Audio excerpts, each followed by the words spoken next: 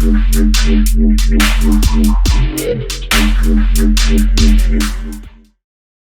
this is the coding teacher, senior engineer at AWS, and in this video I'm going to be talking about what I think is the absolute most important thing to keep in mind in order to make a code base maintainable. I'm making this video because I see a lot of people make the mistake of thinking that whether you use a library, if you use Redux or you use something else or whatever it is, you use Redux Toolkit or you use this particular design pattern, clean architecture, this or that, that's going to make your code base maintainable. And it can help by adding some standards and helping other engineers sort of get an intuition about where things are. If you implement design patterns well, they accomplish that. Create some standards along your code base, so they help, but they actually don't necessarily, it's not a sufficient condition to make your code base maintainable.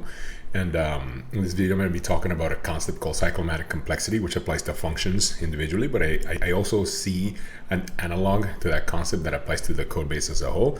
And I'm going to talk about how you can, by managing cyclomatic complexity, you can actually make your code base more maintainable.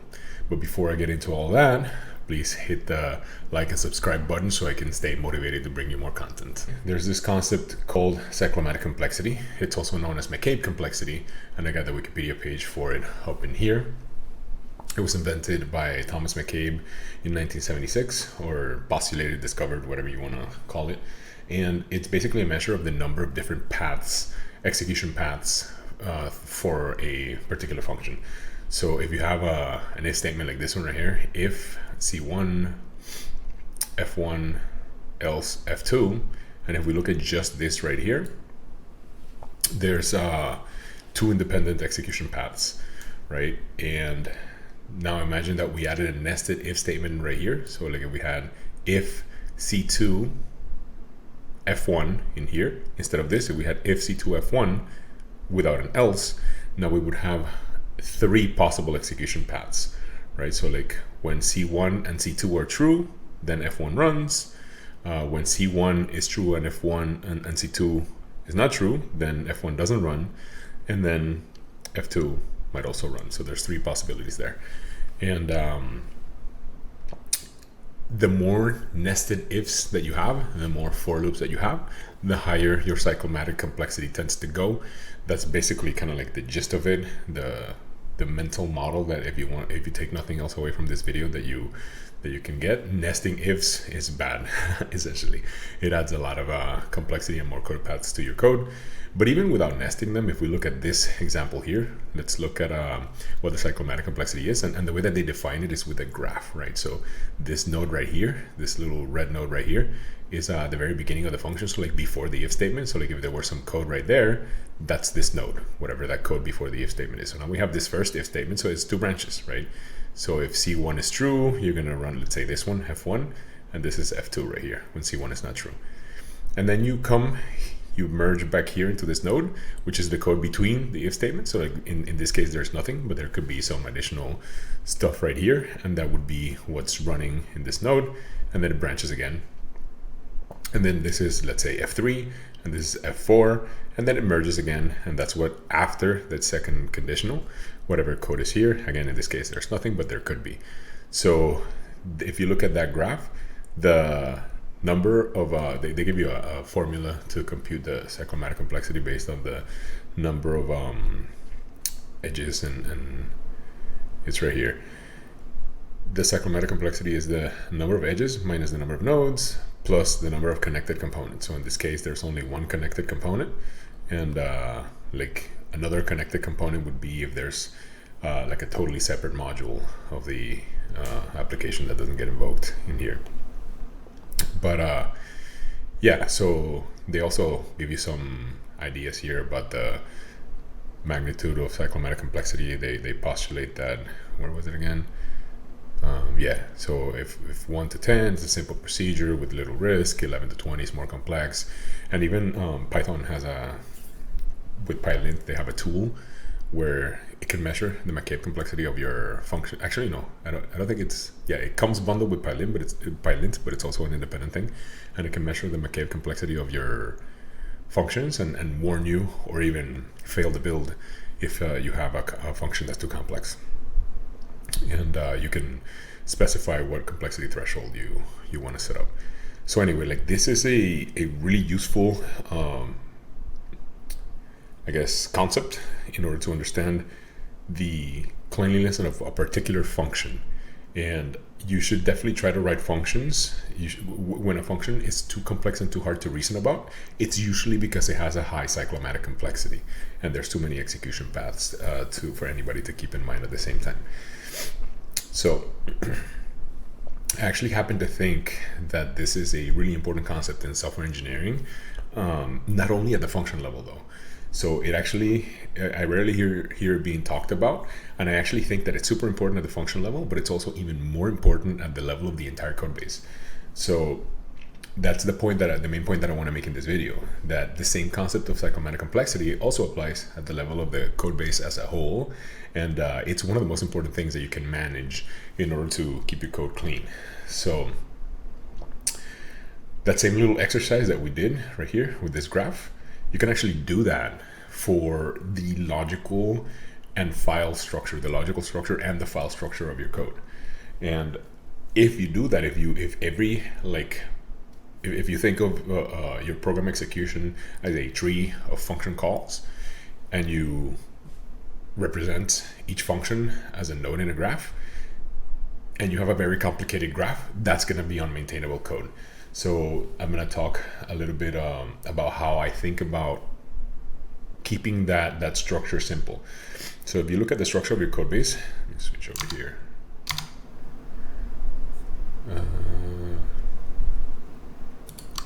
So if you look at the structure of a code base, there's typically an entry point for a particular thing.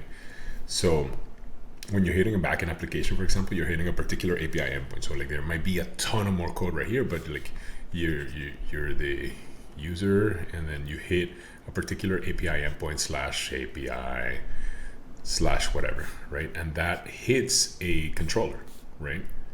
So you have a controller or route handler, whatever your framework calls it. And in this controller, you do a bunch of like handling of HTTP. So you check for error status, and you check for incorrect input, and you return 406. You check for authorization, authentication, hopefully in a middleware, you return 403, blah, blah, blah. And then at the end, you call one or more like big fat service calls. So like you call some other component right here. In Java Spring, they tend to call these services where they encapsulate business logic, but you might want to call it something else, like whatever. The point of this video is not about the architecture patterns. Like I said, I think that they are useful, but the point of this video is to represent the logical connection between all these components. So like you have a service right here, and then that service will do a bunch of things, right? And then in order to interact with a database, it'll use a bunch of different classes. So if it's a complicated service, it'll have to fetch a bunch of different things from a database, and like it would do that. Hopefully, like the service won't hit the database directly, but it'll do that with something like a model class if you're in Django world, or a repository if you're like in a ORM less world, or an entity if you're in an ORM world, right? And in there's a particular function that you invoke with a bunch of lines of code. So this is like that, and then there's like another database call that it makes through another model, so like that, and then another database call that it makes through another model like that, and then this returns here, and then this returns back to the user, right? And I'm gonna delete that last little bit. So this is kind of like the structure that you're going for, and then obviously there's a million other APIs, but what you're shooting for in order to have clean code is a structure like this one. What you don't want to have, so it's like basically a shallow tree. If you have multiple services that you need to call, what you need to do is make this return a value, right? And then grab it here, and then pass it to the next service, and then pass it to the next service. And each of those would have substructures similar to this one, right?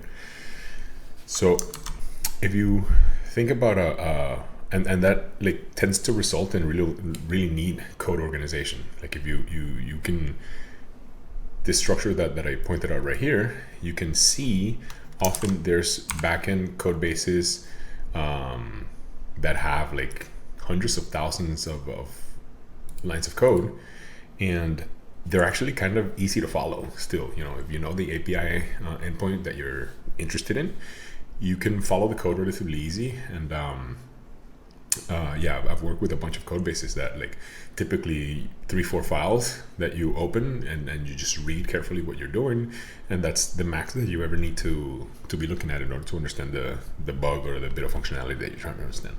So if you think about a front-end application, right, ideally it should be the same.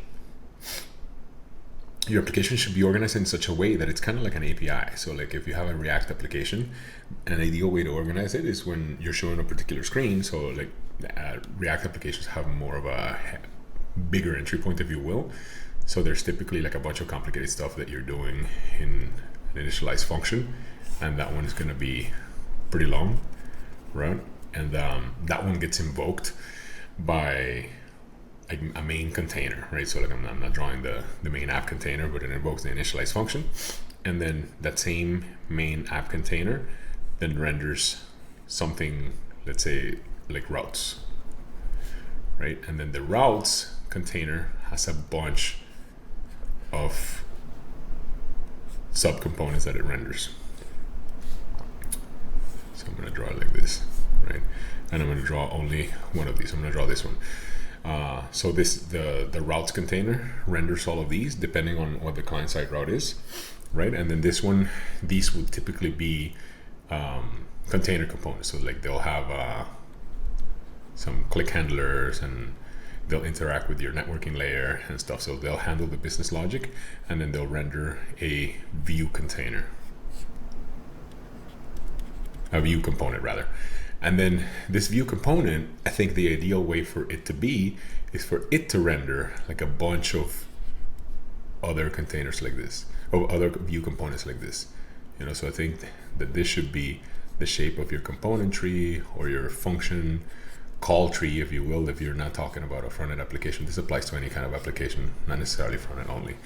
So in this hierarchy, we have the app container right here. For the particular route, we have that one particular route container, then we have the view, and then we have the leaf components right here. So that's 1, 2, 3, 4 layers. And I think that this code structure is very maintainable, and what you should try to do is create a lot of these little isolated modules, essentially, that don't depend on anything else that's going on here, and that are structured themselves as a shallow tree. And obviously you can't fully isolate these things. Like typically the container is going to need to make some API call that some other container needs to make. And if you try to completely isolate it, what's going to happen is that you're going to end up with repeated code from this container and this container. They call the same API, so they're going to repeat the same code, and even repeated API calls, right? So like when you switch routes, you call the API call again. So that's why people use state management libraries. They try to give you an independent module to store state that's independent of the UI state, and cache stuff in memory. So this is, I think, ideally, so because of that, ideally there would be like some other module right here that's like essentially a networking module, and some other module over here that's like, let's call it state. You don't really need to use a state management library for this, but like a lot of times people do. Hooks suffice, and they're plenty fine to use. You can just create a custom hook for each particular entity, and then just have it in your state module. And if you do this, what's going to end up happening is you're going to have, you're never going to need to open more than like 3-4 files to understand any one bit of functionality. What you don't want to have is a component hierarchy, which is like you have a route right here. So like your route has calls whatever the user, and then so it'll still be called container, because people think, like they always know, they think that just by calling something a container that it's actually fulfilling it's actually helping them in any way. But if you call something a container and you do this, what I'm about to describe, your code is still going to be garbage and unmaintainable. So like this container, it might do something like just have loading state, right, and issue an API call, and then it renders another component where you render something like a little thing, like maybe you render a header, and then you bulk that header component, and then you render some other big component right here that I don't know, like this one uses a thunk to hit another API, right? And then so like it has a thunk, and then it renders another component right here, and then this one has like a header, let's say, right? So that one will have like it'll render a header, and then render like tabs or whatever, and then that tabs will keep, you know, state. It'll be a tabs container, and it'll keep state for which tab is selected, and then render one of 3 particular tabs. So the component tree will go like this. It'll have 3 tabs, and the tabs basically, you know, just render the header of the tab, and then they render the content, so tab content, and then so on and so on and so on. So like this type of structure that reads essentially like a linked list is very, very bad for maintainability. And that's what a lot of engineers end up doing. And that's why their code bases are hard to understand. And I think this is something to stay away from. You should structure your files less deeply. Like you should strive for them to look like a thick, fat tree like this one, instead of a long linked list like this bottom one. Because why? What happens here, right? In order to really understand, like in this one right here, you call an API and you set some local state, and that typically gets drilled down a bunch and then might not be used until right here, right? So in order to understand one little bit of functionality or fix a bug, you need to follow data flowing through 3, 4, 5, 6, 7 levels. And they're all tightly bound. So them being split is actually pointless because they're still completely tightly bound. And you know, like even if you think about it, everybody who knows React sort of thinks of prop drilling as a bad thing, but nobody stops to think about why. Why is it a bad thing? If you drill a prop through 4, 5, 6 levels, you're tightly binding the functionality of all those components. And in order to really understand what's happening and how data is flowing through your application, you need to open 4 or 5 files at the same time. And this is obviously bad because, you know, tightly binding all of these components makes it harder to reason about. And you can't really understand a leaf component without understanding a bunch of the parents. So if that's bad, and everybody agrees that it's bad, that prop drilling is bad, then why tightly bind the logic? You know, why tightly bind the function call tree like this? And, you know, in this particular case, they're tightly bound too, but you never have more than, in this particular case, you never have more than 3 things that you're looking at the same time. And in this case, you might have like 5 or 6. So it's much harder to reason about. And I don't understand why people don't realize this.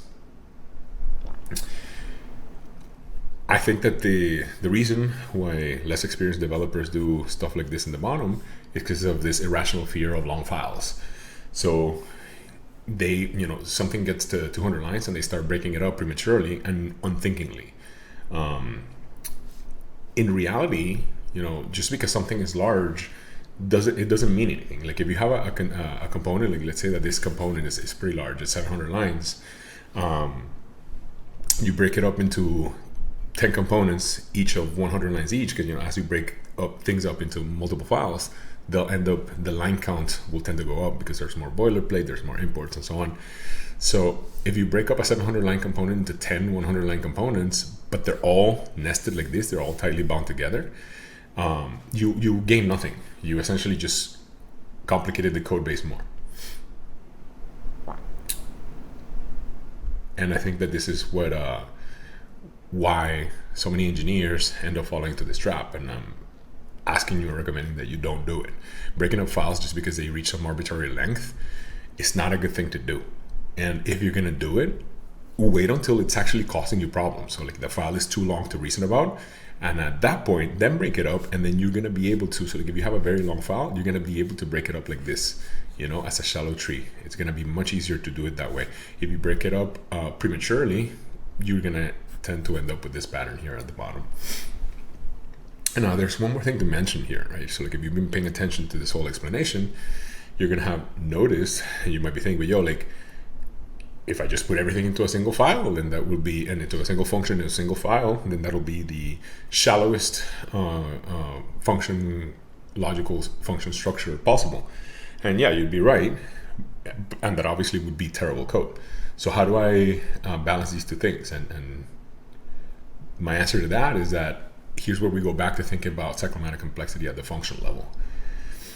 If you have huge complex functions, then yes, you have fewer functions that are each very difficult to maintain. But if you have a million little functions, then the application, the logical function call tree of your application becomes itself very complex. They're all the functions are individually easy to maintain.